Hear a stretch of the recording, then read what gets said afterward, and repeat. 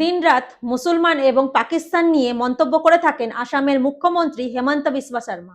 সেই হেমন্ত বিশ্ব শর্মার ওয়াইফ রিঙ্কি ভুইয়া শর্মার কাছে নাকি 3টি পাসপোর্ট পাওয়া গেছে, আর দুবাইয়ে 2টি সম্পত্তিও রয়েছে এবং আমেরিকায় বোমিং এর বিপুল অর্থমূল্যের একটি কোম্পানির সাথে যুক্ত রয়েছে। এই বিষয়টি সামনে আসার পর প্রশ্ন উঠছে, তাহলে কি এই কারণেই তিনি বারবার মুসলমান ও পাকিস্তানের প্রসঙ্গ তুলে ধরতেন, যাতে কেউ তার ব্যক্তিগত বিষয় নিয়ে প্রশ্ন না তোলে এবং এই সব তথ্য সামনে না আসে?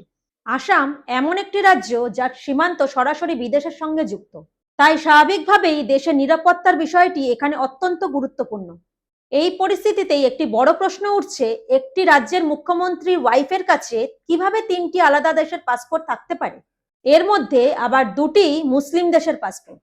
এই নিয়ে পাওয়ান খের একটি প্রেস কনফারেন্স করে বিষয়টি দেশবাসীর সামনে তুলে ধরেছেন।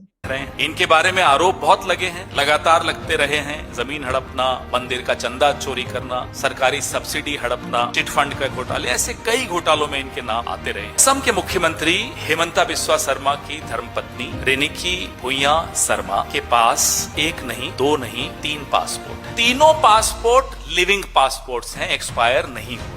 ये यूएई का गोल्डन कार्ड है। नंबर 2 एंटीगुआ बारबुदा एक देश है। तीसरा अरब रिपब्लिक ऑफ इजिप्ट। ये तो 3 है।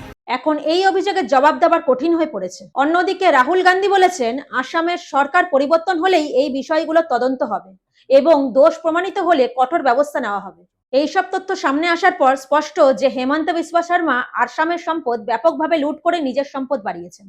এটি শুধু আর্থিক দুর্নীতির অভিযোগ নয়, আসামের সাধারণ মানুষের সঙ্গে প্রতারণা ও বিশ্বাসঘাতকতা করা হয়েছে। তবে শেষ কথা বলবে জনগণই, তাদের ভোটের শক্তির মাধ্যমেই এর উপযুক্ত জবাব দেওয়া হবে।